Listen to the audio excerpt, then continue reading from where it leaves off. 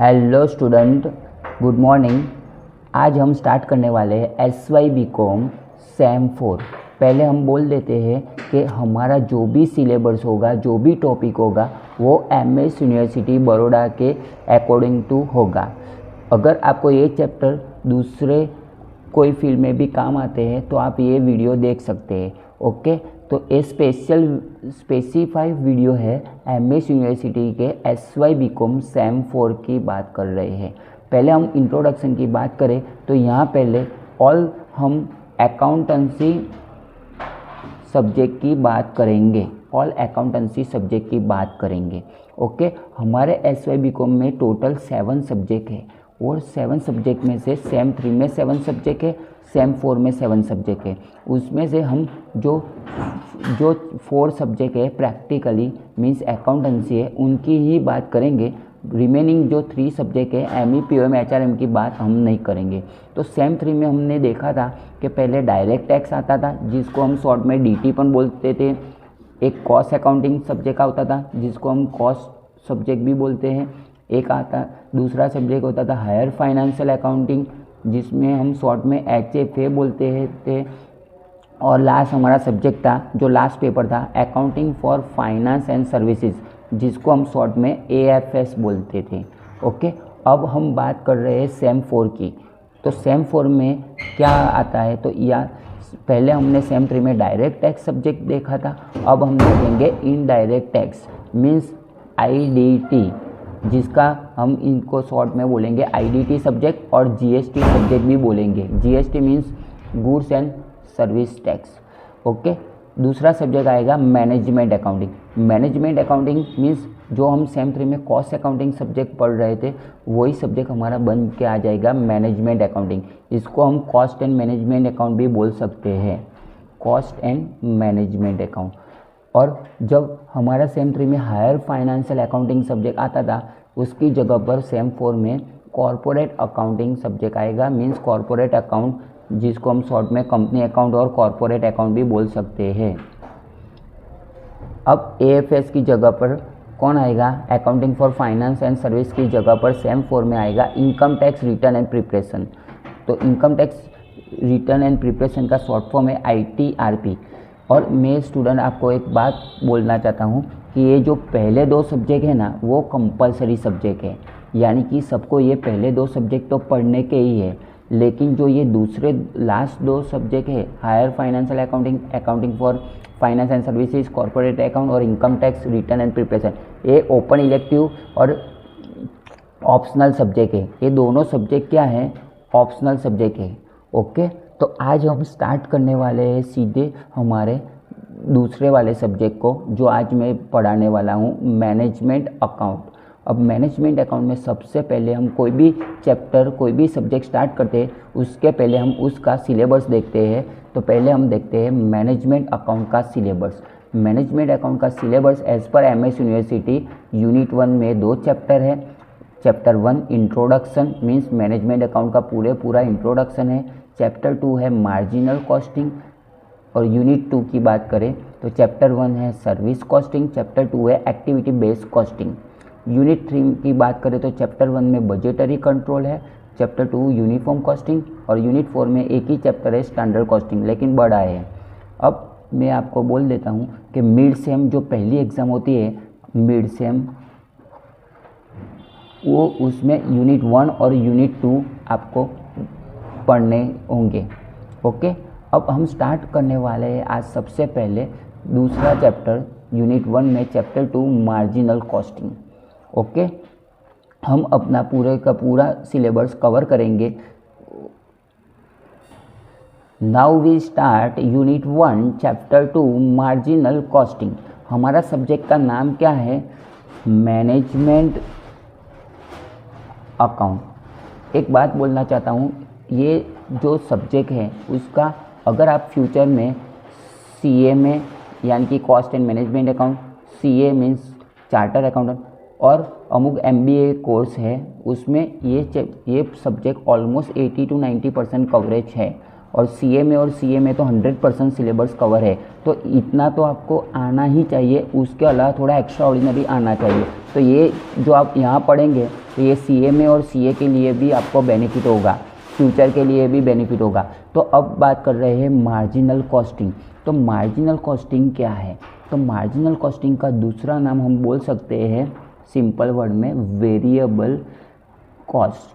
Cost यानी हमको expenditure, कोई भी हम चीज़ मैन्युफैक्चरिंग करते हैं ना, तो हमारे पास दो कॉस्ट इंकर होती है। कोई भी मैन्युफैक्चरिंग होता है तो दो टाइप की कॉस्ट होती है, एक तो फिक्स कॉस्ट और दूसरी आती है वेरिएबल कॉस्ट।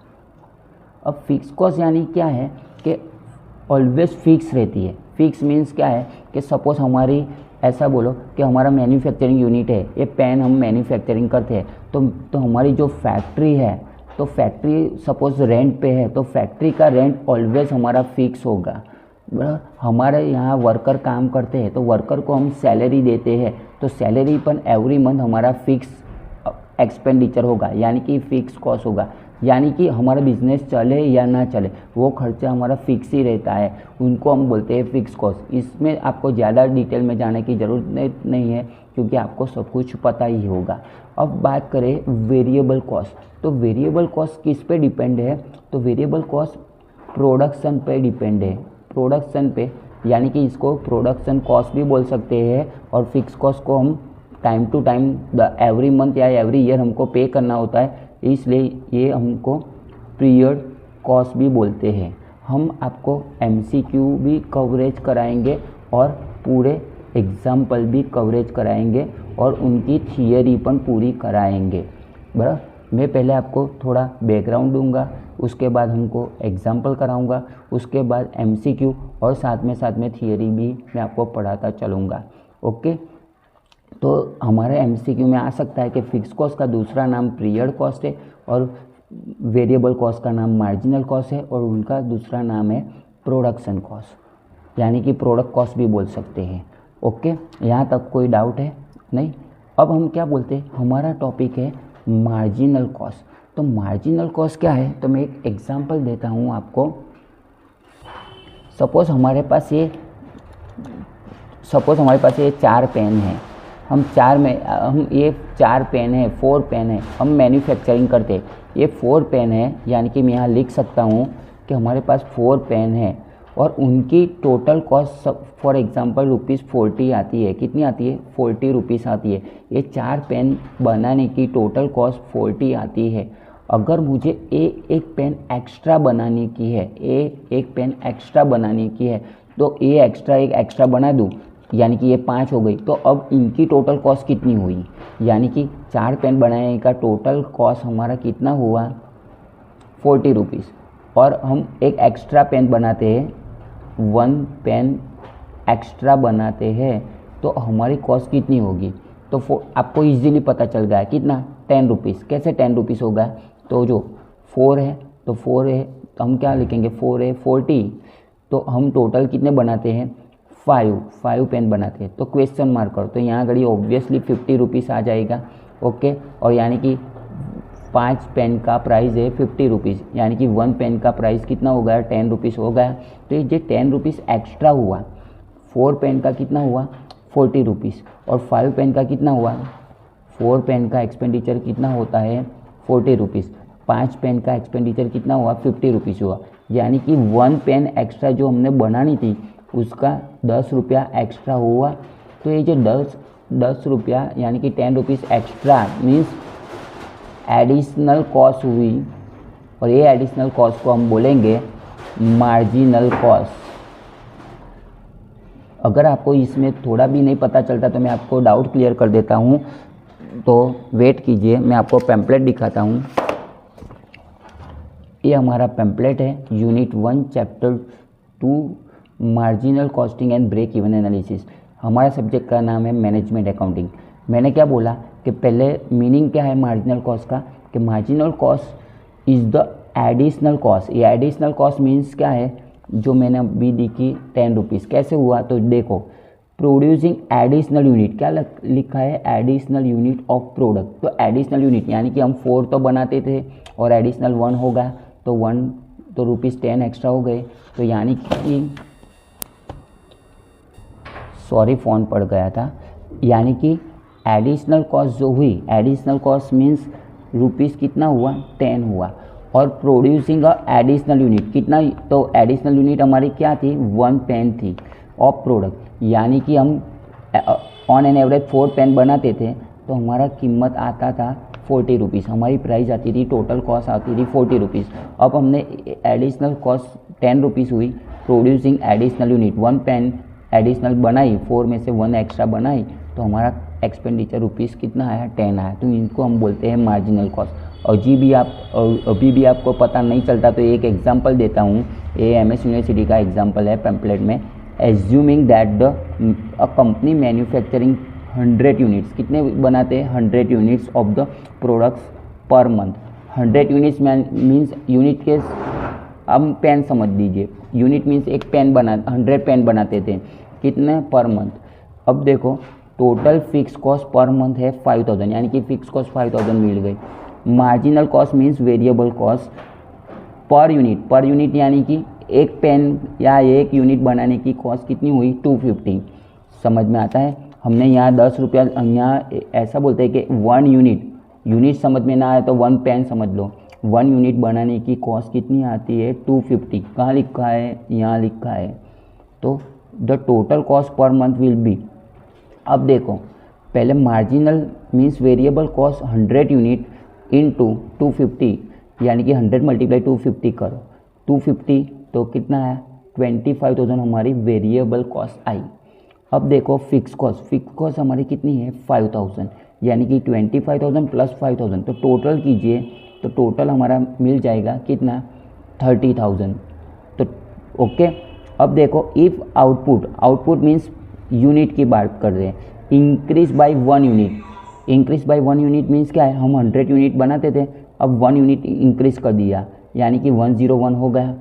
तो अब मार्जिनल वेरिएबल कॉस्ट कितनी हुई, 10, पहले हम 100 मल्टीप्लाई 250 करते थे, अब 1 यूनिट इंक्रीज होगा, पहले 1 यूनिट हम एक्स्ट्रा बनाएंगे, इंक्रीज मीन्स एक्स्ट्रा बनाएंगे, तो 101 होगा। तो 101 मल्टीप्लाई 250, तो आंसर आएगा कितना, कैलकुलेटर पर कीजिए, 25,250। ओके, ये हमारी हुई variable cost, means variable cost का शॉर्ट फॉर्म है VC, और फिक्स कॉस्ट है हमारा 5000। तो टोटल मारिए तो टोटल कितना हुआ, 30,250। पहले हमारा टोटल कितना हुआ था, 100 पेन पे 30,000 हुआ, कितनी, 100 यूनिट्स बनाने के लिए या 100 पेन बनाने के लिए हमारा टोटल एक्सपेंडिचर होता था 30,000 टोटल कॉस्ट। अब हम 101 यूनिट बनाने के लिए हमारा एक्सपेंडिचर हुआ, टोटल कॉस्ट हुआ 30,250, यानी कि इन दोनों का डिफरेंस कीजिए तो डिफरेंस कितना आया, तो डिफरेंस हमारा 250 दिखता है, यानी कि क्या हुआ, जो कंक्लूजन कि एडिशनल कॉस्ट कितनी हुई, ये 30,000 था, ये 30,250 था, यानी कि additional cost 250 rupees producing 1 additional unit, यानी कि पहले 100 था बराबर, अब 101 होगा, यानी कि एक एक्स्ट्रा यूनिट प्रोड्यूस करने के लिए हमको 250 हुआ। 250 कैसे आया, तो जो ये 30,250 माइनस 30,000 कितने, 100 यूनिट के हैं, और 30,250 कितने के हैं, 101, यानी कि 101 के है, विच इज़ मार्जिनल कॉस्ट। अभी भी आपको पता नहीं चलता तो हम एग्जाम्पल और कराएंगे, उसको इसमें आपको पता चल जाएगा। यहाँ तक आपको पता चल गया है। तो मैं आपने स्टार्टिंग में क्या बोला था कि मार्जिनल कॉस्ट का दूसरा नाम है वेरिएबल कॉस्ट, और फिक्स कॉस्ट में हमने क्या बोला था कि वो टाइम टू टाइम होता है, यानी कि पीरियड कॉस्ट, और वेरिएबल कॉस्ट क्या है, प्रोडक्शन कॉस्ट। तो पहले हम जो फर्स्ट इंट्रोडक्शन देखें तो marginal cost is the technique of जो प्रोडक्ट कॉस्टिंग है, MCQ के लिए आप टिक कर सकते हो। ओके, फिर क्या लगा है, it is also known as variable cost. बोलो क्लियर हो गया। अब under this technique only variable cost charge to product, ले के वेरिएबल कॉस्ट है ना वो चार्ज टू प्रोडक्ट है, और दूसरा में जो इम्पोर्टेंट है ना वो हम MCQ वो हम आपको अंडरलाइनिंग कराएंगे। और फिक्स मैन्युफैक्चरिंग कॉस्ट, यानी कि फिक्स कॉस्ट की बात करते हैं, not allowed to product. MCQ में पूछ सकते हैं आपको कि वेरिएबल कॉस्ट यानी कि marginal cost charge to product, और fix cost not allowed to product. क्यों, क्योंकि फिक्स कॉस्ट पूरा फैक्ट्री का होता है, मार्जिनल कॉस्ट और वेरिएबल कॉस्ट पर प्रोडक्ट पे होता है।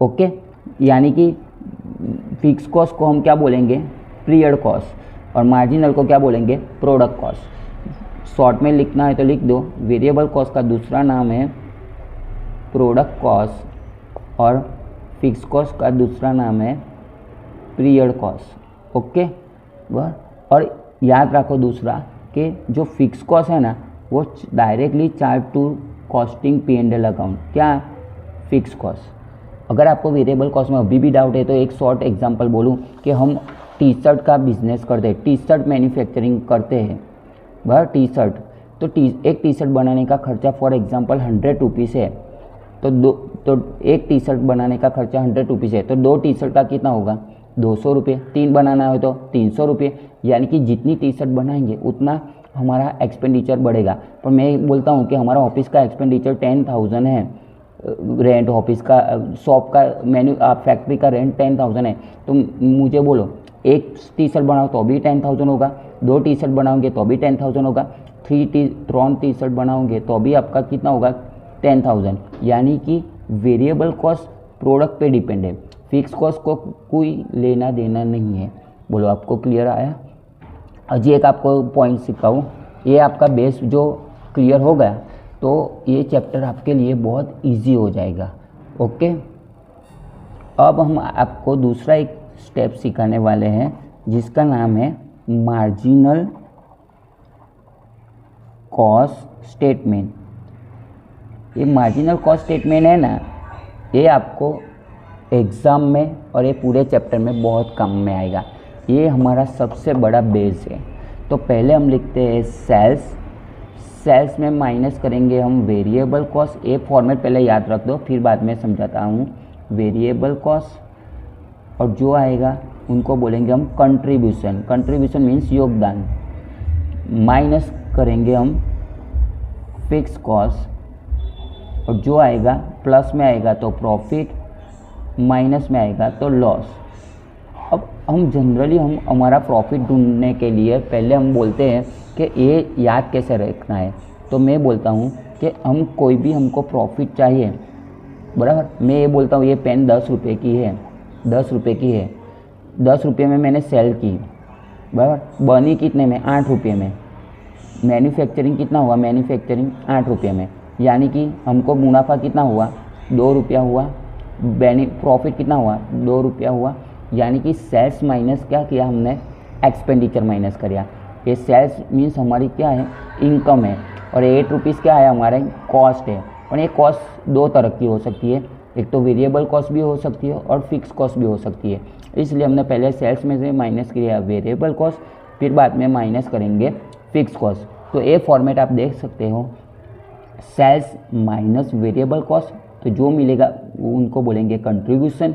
माइनस करेंगे फिक्स कॉस्ट तो प्लस में आएगा तो प्रॉफिट, माइनस में आएगा तो लॉस, बराबर। अब हम एक एग्जांपल देखते हैं कि फॉर एग्जांपल इनको हम समझने के लिए एक चार्ट बनाते हैं। पहले ये माइंड में सेट कर देना, ओके। अब हम ऐसे बनाते हैं कि हमारे पास 1 यूनिट बनाते हैं, 2 यूनिट बनाते हैं, 100 यूनिट्स बनाते हैं, 200 यूनिट्स बनाते हैं। बस इतना अभी लिख दीजिए, जो हमारा चार्ट यहाँ लिख दीजिए। चलो ये हमने लिख दिए, sales minus VC means variable cost, तो आंसर मिलेगा कंट्रीब्यूशन। फिक्स कॉस्ट माइनस करेंगे प्रॉफिट और लॉस। अब पहले 1 यूनिट में देखेंगे, 2 यूनिट में, 100 यूनिट में और 200 यूनिट में। अगर ये आपको पता चल जाता है तो आपका चैप्टर का बहुत अच्छा आपको समझ में आ जाएगा। हम एक एग्जांपल देते हैं, फॉर एग्जांपल है कि हम variable cost for example ₹60 per unit है, बराबर, पर यूनिट लिखा है, PU means per unit. Fix cost हमारी है ₹10,000, ओके। चलो अब देखेंगे कि मुझे बोलो कि सेल्स हमारा है for example 100 rupees per unit. यानी कि एक टी शर्ट, एक पेन या 1 यूनिट हम बेचते हैं तो 100 रुपीज़ मिलते हैं। यानी कि 1 यूनिट की बात करिए, 1 यूनिट यानी कि हम पेन मैन्युफैक्चरिंग करते हैं तो 1 पेन, टी शर्ट मैन्युफैक्चरिंग करते हैं तो 1 टी शर्ट, ओके। तो सेल्स हमारा लिखेंगे 100, वेरिएबल कॉस्ट कितनी है 60, तो बोलो कंट्रीब्यूशन कितना आएगा 40। लेकिन फिक्स कॉस्ट हमारी कितनी है 10,000। तो 40 में से माइनस कीजिए 10,000 कीजिए ना, तो कितना आएगा, तो 9,960। तो ये 9,960 माइनस में आया, यानी कि ये हमारा क्या है, लॉस है। थोड़ा आगे जाएंगे, अब हम 2 यूनिट बनाते हैं। मुझे बोलो ये सेल्स 1 यूनिट यानी कि एक टी शर्ट की हम टी शर्ट बोलेंगे, एक 2 यूनिट्स मीन 2 टी शर्ट। वाह, एक टी शर्ट बेचते हैं तो कितना रुपया होता है 100 रुपीज़। अब तो 2 है यानी कि 200 रुपये हो जाएंगे। कैसे, 100 क्या है पर टी शर्ट, एक यूनिट बेचने के लिए। तो ये 200 कैसे आया, तो मैं आपको साइड पे लिख सकता हूँ कि 100 तो एक की बात करते हैं, हम तो 2 यूनिट सोल्ड करते हैं। 100 मल्टीप्लाई 2 कीजिए तो 200। अब यहाँ भी क्या होगा, 60 क्या है, वेरिएबल कॉस्ट 60 क्या है, पर यूनिट है। हमारे पास कितने हैं, 2 यूनिट है। तो यहाँ भी हम क्या लिखेंगे, 60 मल्टीप्लाई 2 करेंगे, यानी कि 60 मल्टीप्लाई 2 कीजिए तो कितना आएगा, 120 आएगा। तो माइनस करो 200 में से 120, यानी क्या आएगा 80 हमारा क्या आएगा कंट्रीब्यूशन। लेकिन फिक्स कॉस्ट तो 10,000 ही रहेगी। आप बोलेंगे ये क्यों सेम रहेगी, तो मैंने आपको क्या बोला था अभी कि हमारी एक शॉप है बराबर, तो शॉप का भाड़ा शॉप का रेंट है 10,000। अब हम एक टी शर्ट बनाएंगे, 2 टी शर्ट बनाएंगे, 3 बनाएंगे, 4 बनाएंगे, जो शॉप या फैक्ट्री का रेंट है वो तो फिक्स ही रहेगा, यानी कि ये तो 10,000 ही एवरी टाइम रहेंगे। लेकिन ये यूनिट बढ़ेंगे ना, तो ये सेल्स और वेरिएबल कॉस्ट भी चेंज होगी। ओके, यानी कि अब आंसर कितना आएगा, तो अब आंसर आएगा 9,920 पर माइनस में आया, तो ये भी क्या आया हमारा, लॉस आया। अब एक स्टेप आगे बढ़े, अब हम 100 यूनिट बनाते हैं। तो 100 यूनिट बनाते हैं तो क्या करेंगे, 100 मल्टीप्लाई 100, ये जो 100 है ना ये वाले हैं, और ये 100 है ना वो सेलिंग प्राइस के हैं। ओके, चलो 100 मल्टीप्लाई 100 करो तो कितना आएंगे 10,000।